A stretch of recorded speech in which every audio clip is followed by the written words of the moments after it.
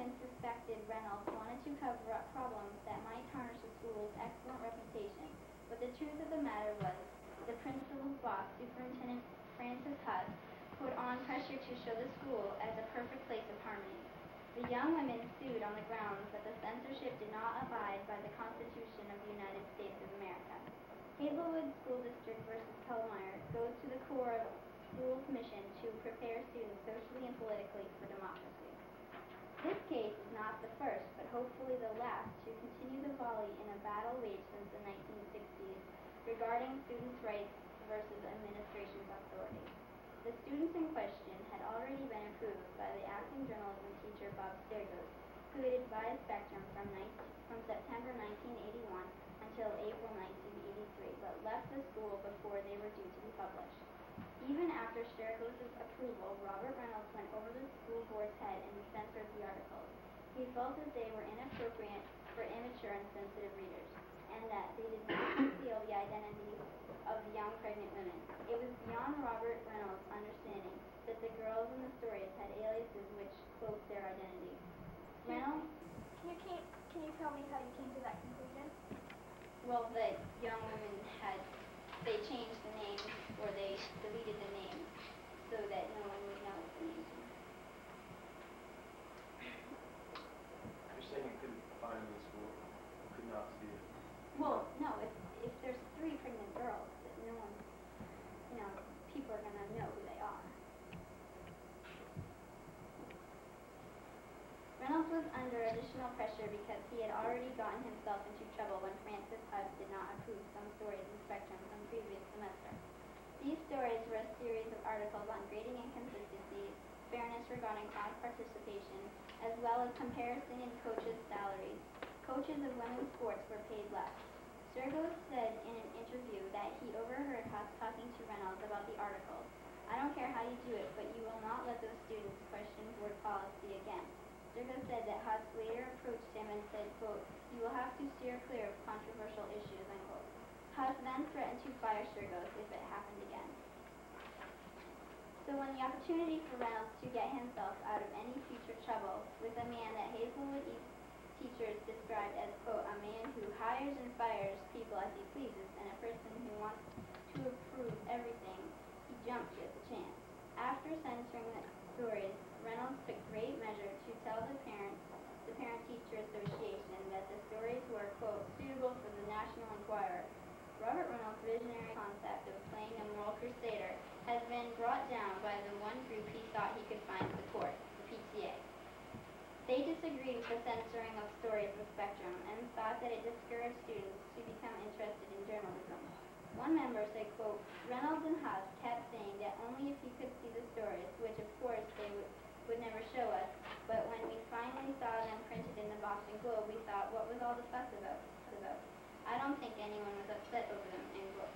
Now, with nowhere to turn, the large lost popularity in the community, Reynolds realized that his statement was about the students not being responsible and mature enough to read the articles was untrue. The students, especially Kellmeyer Smart and Tibbet West, were the only responsible ones. While they spoke the truth, Reynolds and Huss tried to cover up the school's controversial articles by pretending they didn't exist. Excuse me. How did you arrive at the idea that Reynolds was covering up? By not letting the issues being printed, then he didn't let the students read them, so he was covering them up. That didn't make them go away. What Reynolds and Huss didn't understand was the one thing. What is there in the law that gives the students the right to respect to their stories? Well, they wanted to show their opinions, and the school newspaper would tell the whole school. Well, couldn't they publish their own newspaper, thereby exercising their right to free speech? I guess, but they might not have thought of that. What Reynolds and Huss didn't understand was the one thing that makes this case pointless and pathetic. If you don't want to read the articles, you don't have to. No one will make you.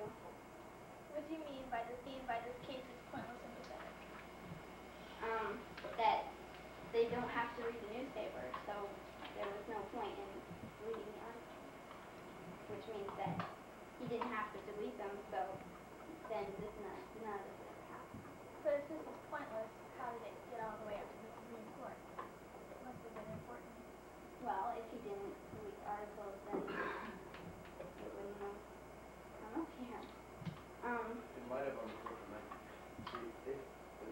privacy of people and their parents calling and everything like that. What happened after that? Um, they would have had to got permission from the parents. Did they get permission? No.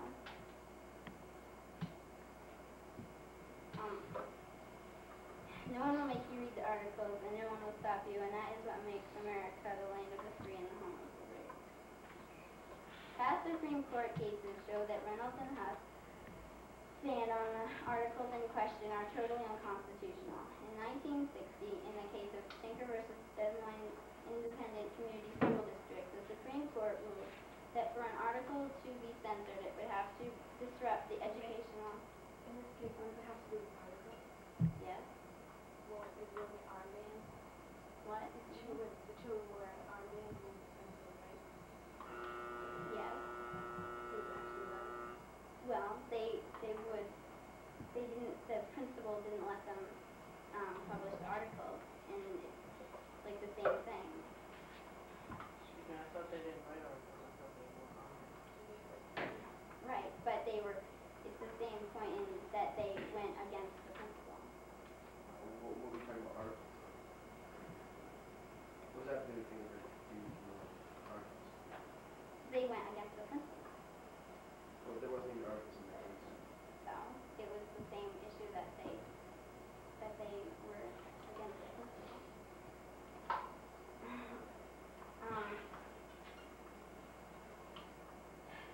So these articles did no such acts. They did not interfere with any forms of teaching or learning process.